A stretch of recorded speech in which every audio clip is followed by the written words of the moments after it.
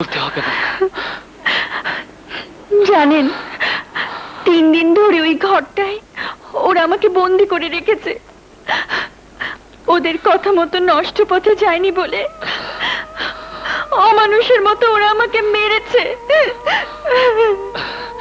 তুমি একটু শান্ত হও, শান্ত হও। মুক্তি, এই যে আমি তোমার জন্য এত কিছু করছি, কই একবারও তো জানতে চাইলে না আমি কে? সরি, এবার বলুন আপনি কে? আমি রয়্যাল টেক্সটাইল মিলের মালিক আশরাফ খানের একমাত্র ছেলে সোহাগ। কি হলো, কি ভাবছো? এত রাত হয়ে গেল অথচ একটা টেলিফোন পর্যন্ত করলো না। না জানি ছেলেটা আমার কোথায় কি করছে। কলেজের ঘটনা নিয়ে গালমন্দ করেছি, হয়তো অভিমান করে কোনো বন্ধুর বাসায় রাত কাটাচ্ছে।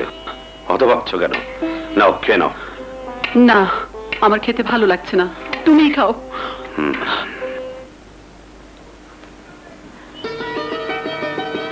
শুনুন, চারিদিকে অন্ধকার হয়ে গেছে, এখন আমাদের এখান থেকে যাওয়া উচিত। না না, এখন বাইরে যাওয়া কোনো মতেই ঠিক হবে না। আজকে রাতটুকু আমাদের এখানেই থাকতে হবে।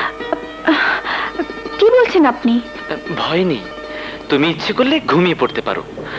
আমাকে রাত জেগে জেগে জুলিয়েটকে নিয়ে অনেক কিছু ভাবতে হবে। কি ভাববেন আপনি? এই ধরো তোমাকে নিয়ে, তুমি যদি আবার কলেজে ভর্তি হও। না না, আমার জন্য আপনি অনেক করেছেন, অনেক। এখন দয়া করে আমাকে একটু পলাশপুরে পৌঁছে দিয়ে আসুন। সারা জীবন আপনার কাছে আমি ঋণী হয়ে থাকবো। না, ওই পলাশপুর তোমার জন্য এক মুহূর্ত নিরাপদ নয়, কারণ ওই খুনিরা তোমাকে খুঁজে বেড়াচ্ছে। সুযোগ পেলে ওরা তোমাকে খুন করে ফেলবে। এখন আমি কি করব? আত্মহত্যা ছাড়া যে আমার আর কোনো পথ নেই। না জুলিয়েট, না, তুমি মরলে তো আমার স্বপ্নের অপমৃত্যু হবে। তোমাকে যে বাঁচতেই হবে। এই ঠিকানাবিহীন ফেরারি জীবন নিয়ে আমি বাঁচতে চাই না। কে বলেছে তুমি ফেরারি? কে বলেছে তোমার কোনো ঠিকানা নেই? আমার এই বুকের ভেতরেই তোমাকে ঠিকানা করে দিতে চাই জুলিয়েট।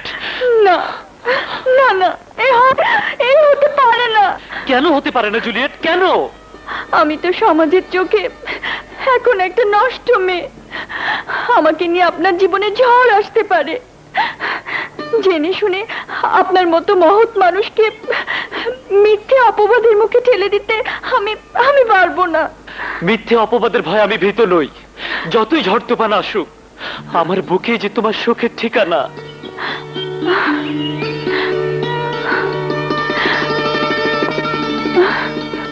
তোমাকে ছাড়া আমি বাঁচবো না জুলিয়েট, বাঁচবো না।